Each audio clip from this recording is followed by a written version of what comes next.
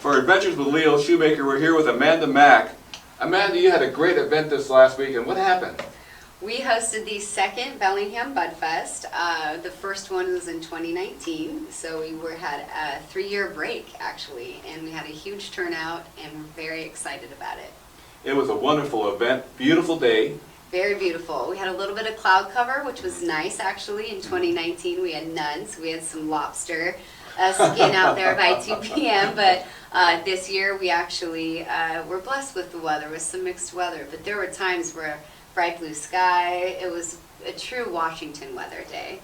That's where we live at. Yeah, multiple weather patterns to enjoy. So the Budfest is called the Budfest for a reason. It's for information about cannabis. Yeah, and to also just normalize cannabis in society. For example, the weekend before our event was Northwest Tune-Up, and it was basically a bikes and beer festival with awesome music too. But we want to showcase that our event is just as normal in society as something like Northwest Tune-Up. Good point. And it's legal. And we're lucky to have it to be legal because it also helps patients who are sick, who have nausea, who can't eat, can't sleep, pain. Yeah, actually a lot of people don't know, but THC is 10 times more powerful than Tylenol as an anti-inflammatory. I didn't know that. Yeah, so inflammation of the brain has a lot to do with some neurological disorders. That's why people with PTSD, for example, like to smoke. It calms them, it has lots of effects, and inflammation is included in that. And there's a difference between CBD and THC. THC will get you loaded, but also help pain, and CBD is for medical reasons, correct? Yeah, THC actually has a lot of medicinal value. That stands for tetrahydrocannabinol. And THC is the most popular cannabinoid because it is the one that gives you your psychoactive effects. It's what I like to say is that it's like a beer almost because it has the same plant matter and chemical structures as hops actually. Never thought of that. Yeah, the same. They're called terpenes. And so the terpenes, when you're drinking a beer that are relaxing you, those same terpenes are actually found in different types of cannabis. So that's why you feel the same relaxing effects, much like that. But if you were to increase your intake of beer in a window of time, that alcohol content starts to take over, right, and starts to affect the head. So I look at that as when you introduce more THC, it's almost like you're introducing a little bit more alcohol to the situation. And you don't get a beer belly. You don't, actually. Cannabis users have been shown to have lower BMIs than non-cannabis consumers. I didn't know that. Yep, lower you body have a mass lot of great index. facts. Interesting. Absolutely, yes. Are you a scientist by trade? I am not. I am a diplomat and marketer by trade. I went to college for international relations and I interned at NASA headquarters, Department of Commerce. I lobbied Congress, and what I discovered is I didn't want to work for the government. So I decided to go into marketing instead.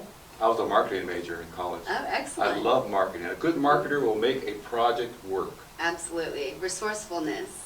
Now the event, the Budfest took place at, how do you pronounce it? Zwanich. Zwanich Point Park. Yeah, it's a tough one.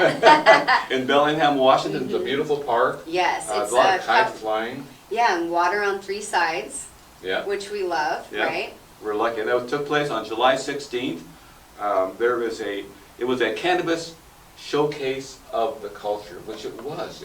There were so many great booths there. Right, yeah. So we unfortunately, due to advertising laws and regulations instituted by the state legislature as well as the Washington Liquor and Cannabis Board, we can't mix the groups together. And it's just because of advertising, not because of any consumption laws, actually. So we do fence off the I-502 licensees so they don't violate any advertising laws because it does take place in a public park. And they're usually not allowed to be in a public park. So we have an agreement that as long as we fence it and it's 21 and up, they're allowed to be there. But we hope in the future that we don't have to fence areas like that. So it was a beer garden and it was a Right, right, and you know, we don't think we should have to hide someone's a legitimate business banner, but at this time, according to regulations, they do. And there was a lot of vendors there in that corral. There sure was, yeah, and both licensees and non. We have glass companies. Mothership Glass is a world famous, just a house full of extremely talented glass artists. I mean, they have pieces that sell for $100,000. Very high level. They're from here in Bellingham, and a lot of people don't know that. So we love to have them out at the corral. And but outside of there, you would find real estate agents. You would find hand-painted earrings. You would find the Birchwood Food Desert Organization. You would find the Full Spectrum, which is the first queer cannabis nonprofit in the country. And so it's very, very cool to be able to bring all of these groups together. And that's the point, is to not have them so separate, even though we still technically have to be a little bit separate at the event. The cannabis industry itself has so many events that involve each other, but not the public. So what we're trying to do is have a hybrid. Excellent. I went to the booth that had the guy with the unicorn. Oh, Neil, that's Yeah. the Full Spectrum. And that was interesting because we were talking, and he said, if it hadn't been for AIDS and the queer movement to have cannabis so people can eat without nausea and eat. So in a sense, they kind of started that event. Absolutely, 100%. That began in the 1990s in San Francisco. And it's 100% true. Dennis Perone and his partner, we've lost Dennis a few years ago, unfortunately, but you know, in the cannabis world, we lose each other a lot because we are many patients. A lot of us are in this industry because we do require the plant on a daily basis for our own medicinal purposes, and so it just kind of attracts you to that industry because it's accepted. You know, your use is accepted. In fact, possibly at times encouraged by your employer. So it's just a safe space for patients. But yeah, absolutely, if it weren't for the AIDS epidemic and for the organization of the queer community, I mean, time and time again, we wouldn't have a lot of things if it wasn't for that community, and this is absolutely one of them. How did you get started in this event? Actually, when I moved to Bellingham, 1 week later, I had been here 1 week, and to back up, I left my corporate job at GoDaddy in Arizona of 3 years. I dabbled in the tech world for a little bit, but it became cumbersome as we were preparing to go public. They were changing a lot of things, and I had a feeling in me that it was time to go north because Washington had legalized cannabis, and I wanted to be of service. So I specifically came to Bellingham for that reason, and so upon arriving, I said, you know, this place needs a cannabis festival. And because I've been hosting events at a pretty serious level since I was a little child, it's my natural born instinct to host events. I went online as a GoDaddy girl, and I bought BellinghamBudfest.com and BHamBudfest.com, and I held on to them. I didn't know anybody, I was new, so a couple years later I had gotten into the cannabis industry, and I had done well enough to be invited to speak at Hemp Fest. Ah, excellent. And so then I met my now co-host at Hemp Fest. He's been involved with Hemp Fest for many years. And what's his name? His name is Stacy Block, that's my co-host. Okay. And so I ended up becoming his radio co-host over on 94.9. And then we were driving around a couple of years after that, and he said, you know what this town needs? And I said, well, funny you say that. I already own the domain names. Yeah. Smart. Yeah, so we combined forces and took what I had created, the brand I had created, and his festival level experience combined with my many years of other event experience, and that's how we have Budfest. So how long does it take to organize an event like this? When do you start? 2 months before, 6 months, a year? 9 months or more. That's a long time. Yeah, it's 7 months minimum. We launched the website generally February 1st, but we believe we are going to have to launch earlier than that now. So Amanda Mack, what is the website? It's BellinghamBudfest.com. Facebook, Bellingham Budfest. Instagram. Bellingham Budfest. But I will say, and then this is the first time I'm announcing it, is that you may see a rebrand of the festival to make it more inclusive of Washington State. But it doesn't matter if you arrive at bellinghambudfest.com at any time, it'll take you to the proper website, so that won't change. But I can say there may be a sort of brand evolution on the way. Wow. Yeah, which we're very excited about. Now, the city of Bellingham, how agreeable were they for this event? Well, that's what's interesting. First of all, I would say very agreeable because they awarded us a $5,000 tourism grant after our 2019 event. They were impressed enough to do that. What's interesting is that Zwanich Point Park is actually port property. So we go through the port for our event booking process and planning process. Okay. We don't have to work for the city very much. Is it easier? It's probably less paperwork. I believe enough people in the city respect our event. It's a towards zero waste event. We really strive to, even with vendors, with what they give away, so we don't have trash left behind. So we have a very low proof footprint, and we've been successful at that. So I think we have some fans. For sure, and yes, we did receive that grant, so I would say so. One thing to note is the police department is a big supporter of ours, and they were our first stop, actually, when we had this idea. Stacy said, okay, well, I'll make an appointment with my friend, then Lieutenant Don Almer, which now Don is, Lieutenant Almer is second in command over at the office, Chief Lieutenant Don Almer. And so we spoke with them, and they said that they'll treat us just like the naked bike ride.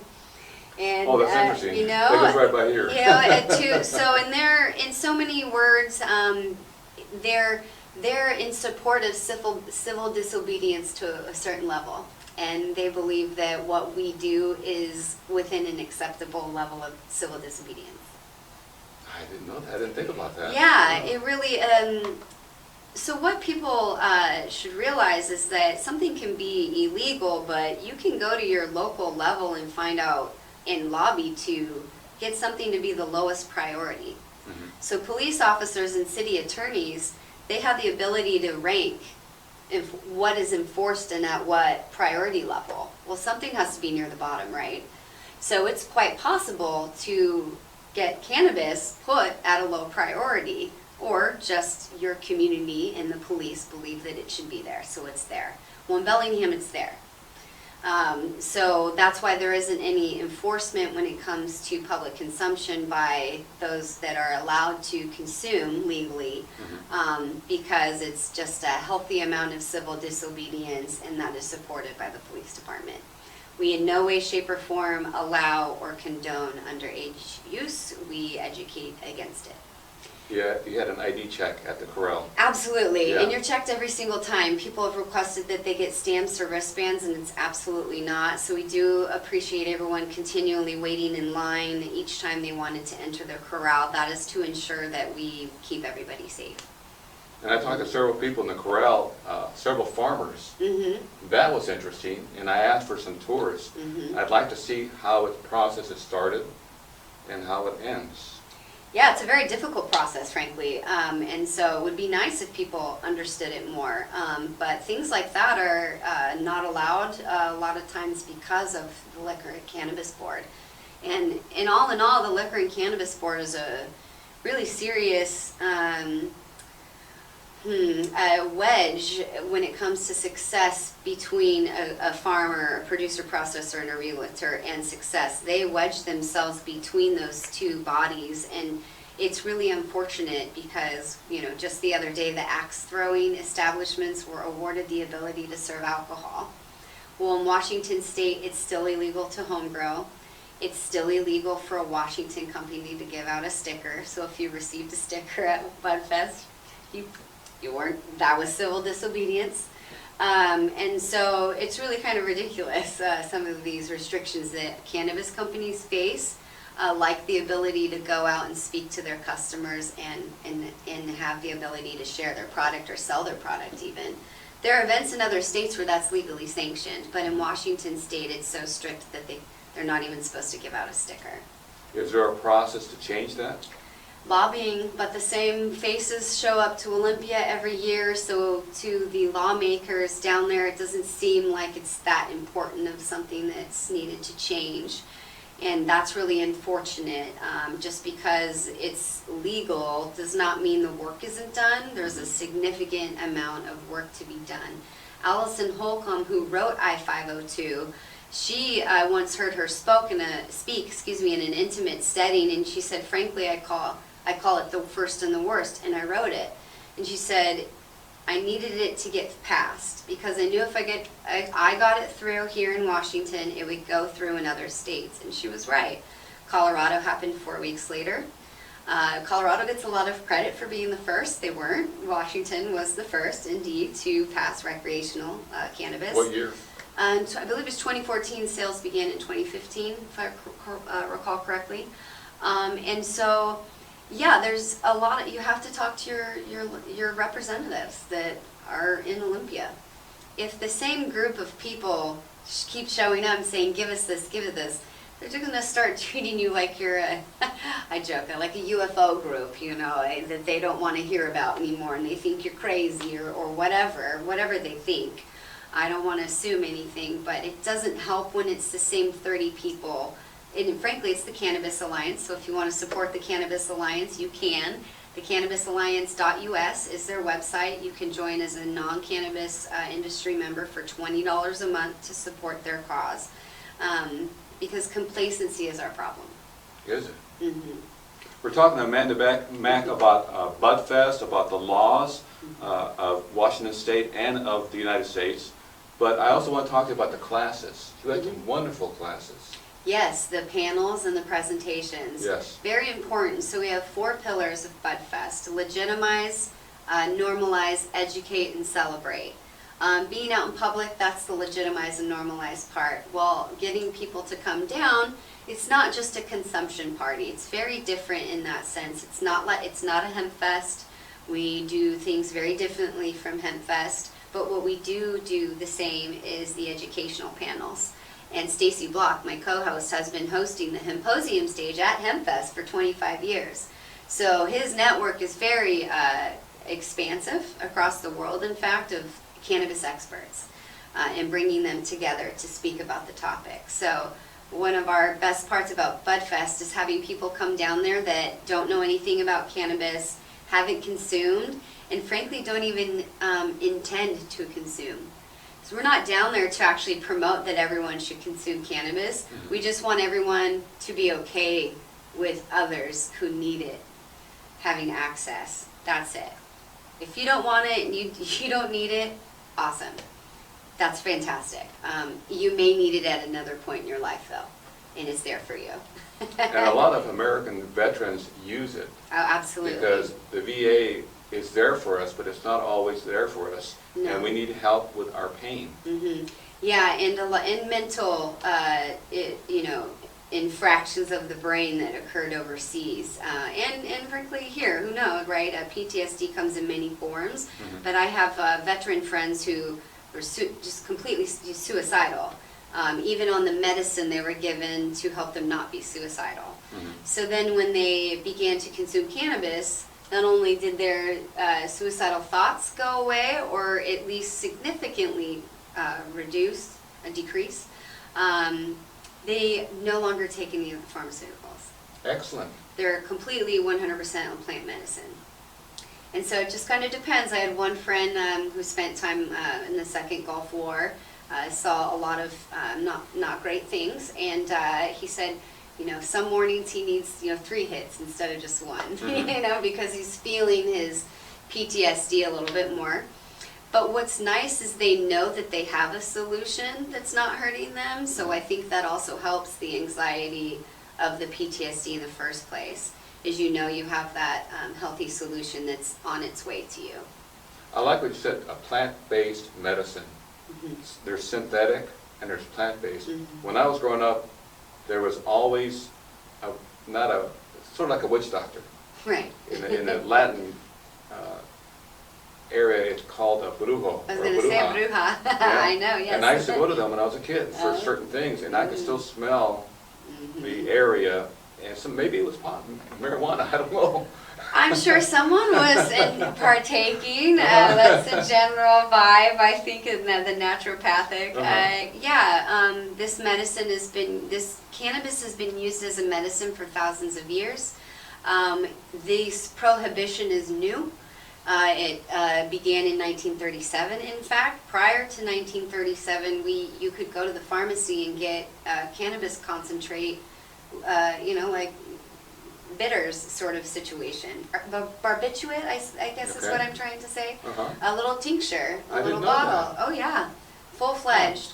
But when you started having things like the Red Scare and communism and flat-out racism, then you had what we're dealing with now is a significant propaganda machine. The drug war machine, it's failed, it's not working. The states that have legalized recreational use have all shown youth use has gone down, the safety in the neighborhoods of dispensaries has improved. There is a caveat, there is a robbery issue in Washington State for sure. But prior to that, that's this year major uptick, but we're seeing that in some urban areas. Like Seattle and San Francisco, smash and grab robbery situation, right? But I think that has to do with economics and inflation. But these businesses have lots of cameras, they have security, so what they're actually seeing is the areas around them are becoming safer. Versus liquor stores, statistically, it becomes less safe. Now, you mentioned something about robbery. That's because of the law that the cannabis industry they have to keep it in cash? Yes, there are very few debit solutions available, and some are not exactly working, a little bit on the gray area, riding the ATM rails as they call it versus the true debit rails. So there are times where you walk into a dispensary and you can use your card, but that's extremely rare, extremely rare. So yeah, to answer you, it is because of the laws and it is because of the regulations. They continue to bring the Safe Banking Act up with Congress. It continues to not make it through. And so what ends up happening is the mass public isn't aware that there's a slow shift towards card use, right? They just know it's cash only. And so everyone is a target. And the dockside in Seattle had a bud tender shot 6 times. Fortunately, that bud tender has lived through that experience and is doing well, actually. But yeah, bud tenders, they make minimum wage plus tips. They're just there to provide a service of educating folks about cannabis, and their lives are becoming in danger at a higher and higher rate because of this lack of stability when it comes to cash handling. I mean, they have large safes, they're doing everything they can. But because they know the law means they have to be cash, they're a target.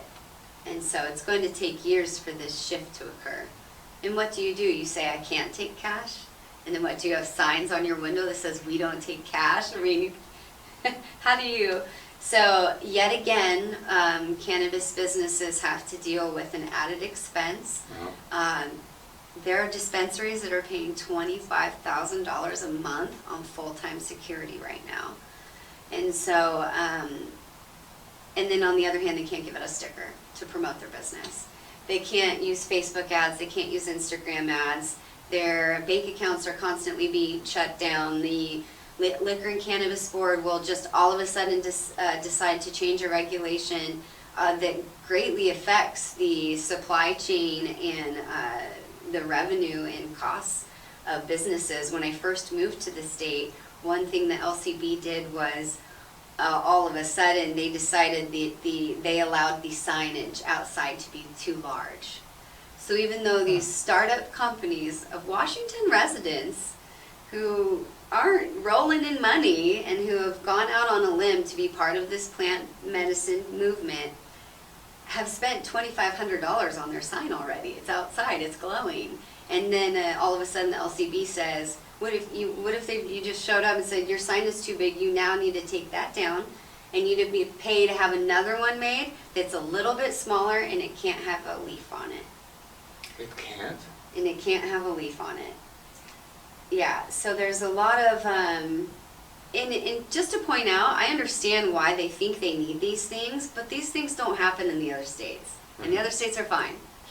You know, the world is not falling apart because in California they allowed sanctioned sales, legal sales at a festival where consumption was also happening.